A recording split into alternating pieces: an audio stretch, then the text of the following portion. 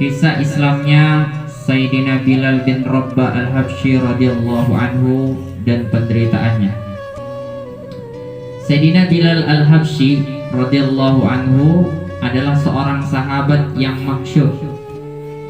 Ia muadzin tetap Masjid Nabawi.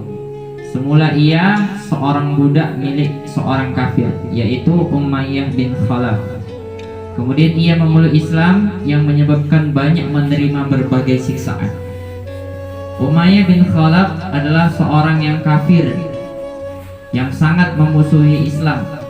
Ia membaringkan Sayyidina Bilal radhiyallahu anhu di atas padang pasir di siang hari yang sangat panas di bawah terik matahari. Dengan padang pasir di bawah terik matahari lagi, sambil meletakkan batu besar di dadanya. Tambah batu lagi, sehingga Sayyidina Bilal radhiyallahu anhu tidak bisa bergerak. Lalu dia berkata kepadanya, "Apakah kamu siap mati seperti ini atau tetap hidup dengan syarat kamu meninggalkan Islam?" Dalam keadaan seperti itu, Sayyidina Bilal radhiyallahu anhu hanya berkata, "Ahad, ahad." Hanya satu yang berhak disembah. Malam hari ia dirantai dan dicambuk terus-menerus sehingga badannya penuh dengan luka. Esok harinya, dengan luka itu ia dijemur kembali di padang pasir yang panas sehingga lukanya semakin parah. Tuannya berharap ia akan meninggalkan Islam atau menggelepar mati. Orang yang menyiksa Sayyidina Bilal radhiyallahu anhu sampai keletihan sehingga perlu bergantian. Kadang kala Abu Jahal, Umayyah bin Khalaf, dan terkadang orang lain. Setiap orang berusaha menyiksa sekuat tenaga. Ketika Sayyidina Abu Bakar radhiyallahu anhu melihat penderitaan Sayyidina Bilal radhiyallahu anhu, dia membeli Sayyidina Bilal radhiyallahu anhu dan memerdekakannya. Faedah: orang-orang musyrik menjadikan berhala sebagai sesembahan, sedangkan Islam mengajarkan tauhid. Inilah yang menyebabkan dari lisan Sayyidina Bilal radhiyallahu anhu terucap ahad, ahad. Hal itu karena hubungan dan cintanya yang tinggi terhadap Allah Subhanahu wa taala. Dalam cinta dunia yang palsu pun, kita melihat seseorang yang mencintai seseorang tentu akan merasa nikmat bila menyebutkan nama orang yang dicintai. Kadangkala tanpa tujuan yang jelas namanya akan disebut-sebut. Lalu bagaimana dengan cinta kepada Allah Subhanahu wa taala yang mendatangkan kesuksesan dunia dan akhirat?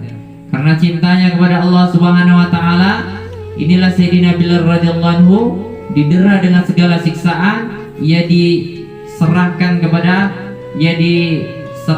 kepada anak-anak Makkah untuk diarak di lorong-lorong, akan tetapi bibirnya selalu terucap ahad, ahad. Dengan pengorbanannya itu, dia mendapatkan kehormatan sebagai muadzin baginda Nabi sallallahu alaihi wasallam, baik ketika tinggal di Madinah maupun dalam perjalanan. Setelah baginda Nabi sallallahu alaihi wasallam wafat, dia tinggal di Madinah untuk beberapa lama. Akan tetapi karena melihat baginda Nabi sallallahu alaihi wasallam sudah tidak ada di tempat, sulit baginya untuk terus tinggal di Madinah. Oleh karena itu, ia berniat menghabiskan sisa hidupnya untuk berjihad di Syam. Dia pun berangkat berjihad dan beberapa lama tidak kembali ke Mekah. Suatu ketika ia bermimpi berjumpa dengan baginda Nabi sallallahu alaihi wasallam. Beliau bersabda, kalau ada orang yang bermimpi berjumpa Nabi itu nyata, karena setan nggak bisa menyerupai wajahnya Nabi, nggak bisa menyerupai badannya Nabi. Kalau udah mimpi sama Nabi, ya benar itu Nabi. Beliau bersabda, "Wahai Bilal, masihkah kamu setia kepadaku? Mengapa kamu tidak pernah menziaraiku?" Begitu bangun, ia segera pergi ke Madinah. Setibanya di sana, Sayyidina Bilal, Sayyidina Hasan, dan Sayyidina Husain radhiyallahu anhu meminta untuk mengumandangkan azan. Ia tidak dapat menolak permintaan kedua orang yang sangat dicintainya itu. Dia pun memulai azan.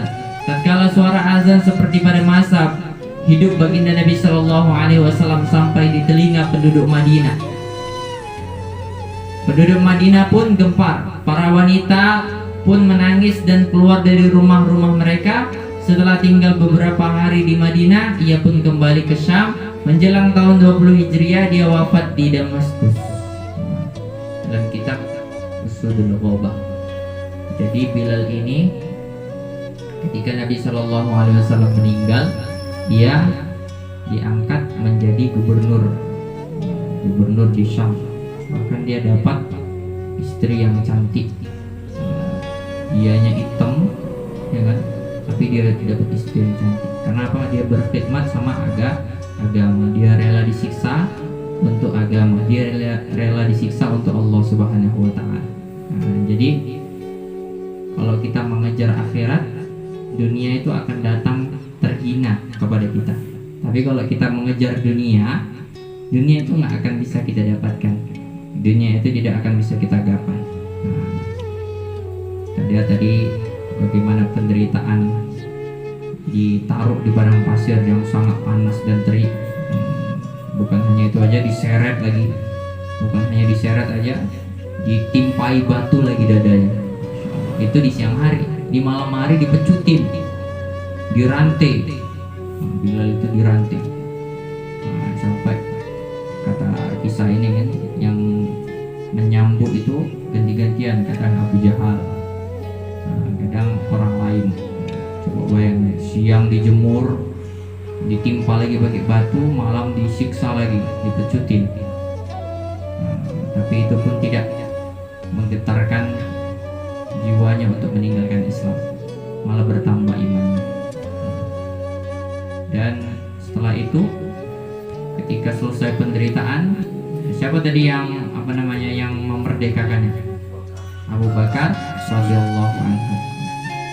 Dia memerdekakannya, merdeka dia berkhidmat sama Rasulullah sallallahu alaihi wasallam. Makanya banyak hadis itu dari Bilal radhiyallahu anhu, banyak karena dia dekat dengan Nabi sallallahu alaihi wasallam sebagai ahlus suffah yang tinggal dengan Nabi sallallahu alaihi wasallam. Tadi sudah disiksa, sudah masuk Islam, ya kan? Kemudian ketika Nabi meninggal, dia dijadikan gubernur di Syam, Damaskus. Istri yang paling cantik, ya kan? Masya Allah. Setelah itu dia mimpi sama Nabi. Kalau mimpi sama Nabi itu, jumpa kita mimpi dalam mimpi dalam tidur kita jumpa Nabi Shallallahu Alaihi Wasallam, itu Nabi. Karena setan nggak bisa menyerupai jasadnya Nabi Shallallahu Alaihi Wasallam. Mimpi, wahai Bilal, kenapa kamu nggak pernah ziarah lagi? Setelah bangun tidur, dia tinggalkan wanita cantiknya itu, dia ambil kuda yang terbaik, dia pergi menziarahi baginda Nabi Shallallahu Alaihi Wasallam. Ketika sampai di Mekah, dia lihat cucunya Nabi. Siapa cucu Nabi? Hasan dan Husain. Dia lihat kepalanya Hasan mirip dengan Nabi. Dia lihat kakinya Hasan dan Husain mirip dengan baginda Nabi Shallallahu Alaihi Wasallam. Sehingga dia menangis. Dia minta Hasan Husain ini minta azan. Dikumandangkan azan sama Bilal. Ketika azan, Masya Allah, ketika dia takbir kemudian syahadat, dia menangis sampai, dan satu riwayat dikatakan bahwasanya dia nggak bisa melanjutkan azannya karena azan dia itu mengingatkan ketika Nabi Shallallahu Alaihi Wasallam ada. Dia teringat bahwasanya dulu sebelum azan itu aku yang membangunkan Nabi, kadang Nabi yang aku banguni, kata Bilal. Semoga kita dapat mengamalkan apa yang kita dengar tadi dan kita sampaikan kepada orang yang belum mendengarkannya. Subhanallah bihamdihi, subhanakallahumma